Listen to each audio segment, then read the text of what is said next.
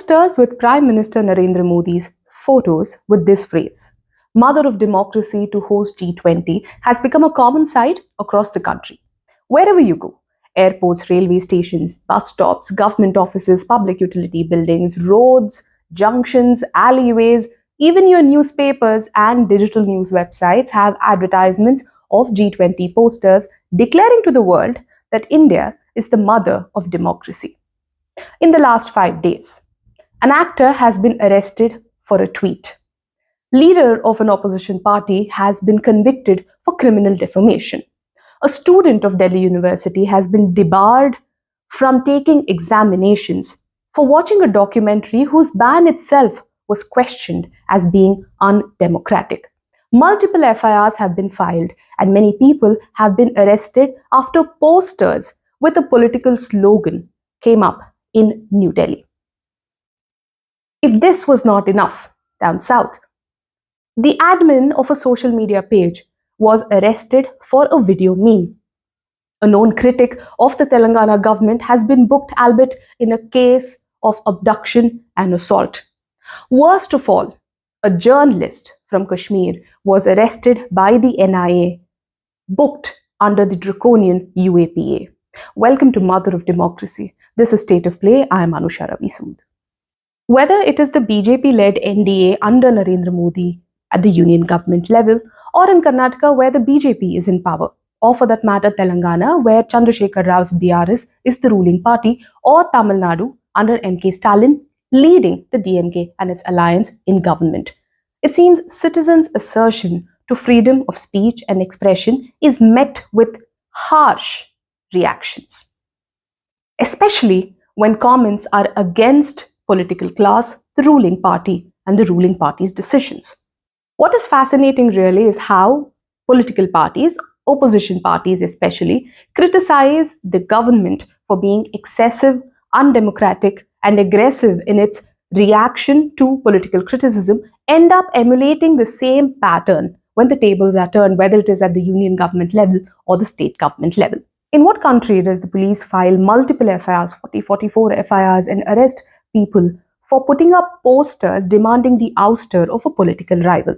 That is what happened in Delhi earlier this week when posters with the slogan Modi Hatao Desh Bachao, which translates to remove Modi, save the country, popped up everywhere in Delhi. The Delhi police did crack down on the posters, arrested even the printers of these posters on charges that these posters were defacing public property.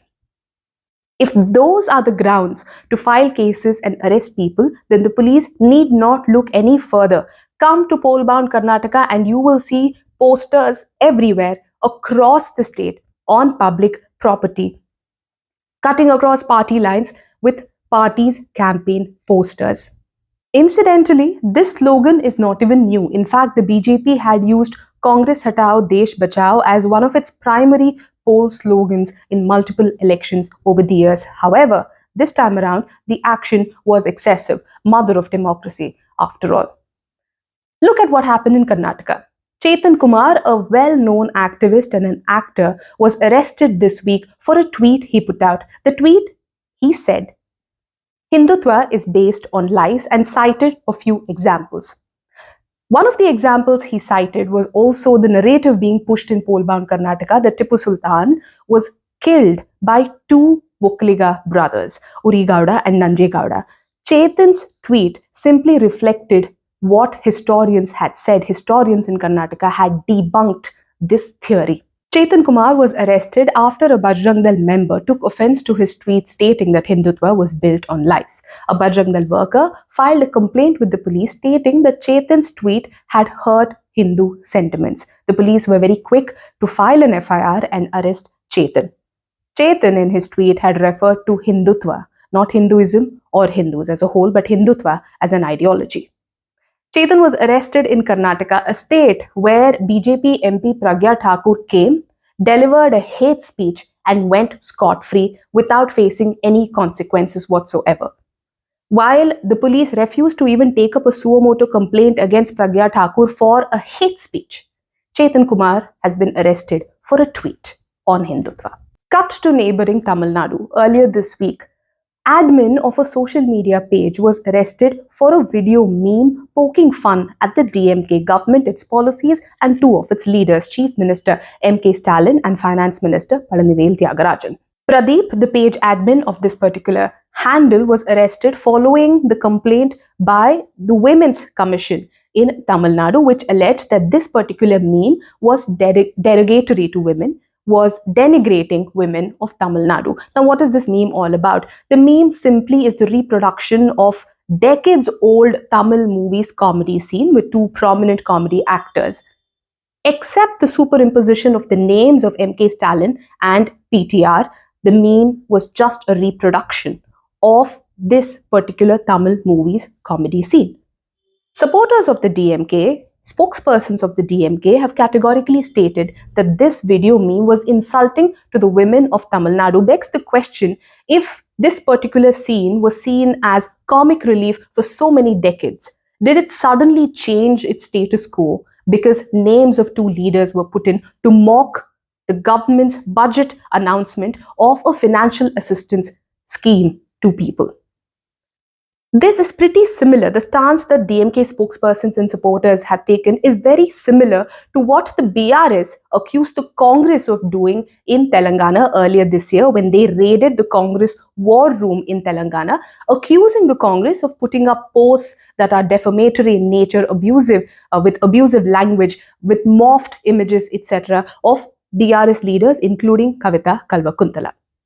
Speaking about Telangana, this week, a known critic of the BRS and its leaders was arrested in Telangana. A YouTuber, Naveen, otherwise more popularly known as Teen Mar Mallanna, was arrested after the Telangana police accused him of abducting and assaulting two policemen.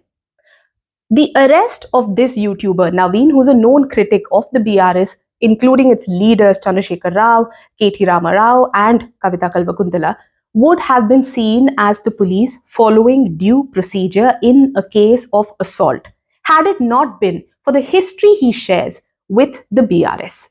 For years, Naveen has been a vocal critic of the BRS party. The party has insisted that he has often resorted to abusive language, to defamatory statement against its leaders. Naveen's stint with the BJP definitely has not helped make matters better between him and the BRS party.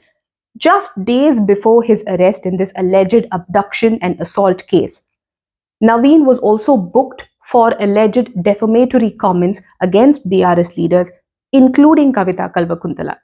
On the same day, his office was vandalized by miscreants. Naveen insisted it was the cadre of BRS that destroyed his office. This isn't the first time that the Chandrasekhar Rao-led BRS, that is the ruling party in Telangana, has been brute with its response to political criticism against the party, its leaders as well. Begs the question, how different is the treatment of political criticism from a non-BJP ruled Telangana or Tamil Nadu in comparison to, take for example, the union government led by Narendra Modi, whose decisions are often questioned as being undemocratic. Take for example, the ban on the BBC documentary. I raised this point because earlier this week, a student of Delhi University was debarred from taking examination for participating in the watching of this banned BBC documentary. In the mother of democracy, a student is debarred from taking examinations for watching a documentary, while on the other side, officials, bureaucrats, people in powerful positions not only order and oversee but take pride in exercising extrajudicial excessive action like demolishing property of people without due course of law. In fact, if anything, political class even displays this as some sort of an achievement that others should follow.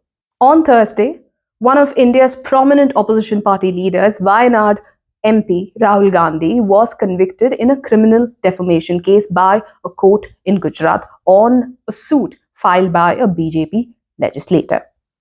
Many legal experts have pointed to how the basics of defamation law says that references to a generic group of people is not actionable unless somebody can prove that it was intended towards defaming one individual. This comes at a time when the ruling party, the treasury benches as they are called in the parliament, has been stalling parliament proceedings, demanding Rahul Gandhi's apology over a statement he made abroad. It is the responsibility of the ruling party, the treasury benches, to ensure that the parliament functions so that elected representatives can do the one primary job that they have been elected for: legislate, debate, and give answers to the people of this country, their electorate. And that isn't happening in mother of democracy. Well, politicians can fend for themselves, but it is the citizens that need to be worried, especially when the government is often criticized for misusing draconian laws like the UAPA for arresting, going after journalists, like in the case of Irfan Mehraj, a prominent journalist who has covered human rights extensively in Kashmir, was picked up on Monday by the NIA and booked under UAPA. Mehraj's arrest has been condemned by the Press Club of India as well as the Editors Guild. In a statement, the Press Club of India insisted that this was a violation of press freedom. The Editors Guild has pointed to how excessive use of draconian laws like UAPA by governments has raised questions about freedom of press in the country. Siddiq Kappan, a journalist from Kerala, was also arrested and jailed under UAPA when he was on his way to Hathras to report on a tragedy. Using draconian laws to book journalists under UAPA is not new to this government after all. The Supreme Court of India in 2015, in its observation during a case, had said, when it comes to democracy, liberty of thought and expression is a cardinal value that is of paramount significance under our constitutional scheme. The Indian Constitution guarantees freedom of speech and expression to all its citizens under Article 19(1)(a). Of course, it comes with reasonable restrictions, and that is all the citizens ask of the elected ruling class: to be reasonable when it cracks down on freedom of expression and speech by citizens, including journalists. There is no doubt that abuse, defamation should be addressed, but elected governments that are entrusted with protecting constitution and constitutional values, democratically elected governments that have to ensure the implementation and the sustenance of democracy in a country like India, perhaps will do well to be more reasonable than intolerant, especially when it comes to political criticisms. After all, when a government goes after freedom of speech and expression of its citizens, it may think that it is intimidation, but it comes off as petty vindictiveness. To stay tuned to South First, we will keep bringing you more news and updates. Thank you for watching.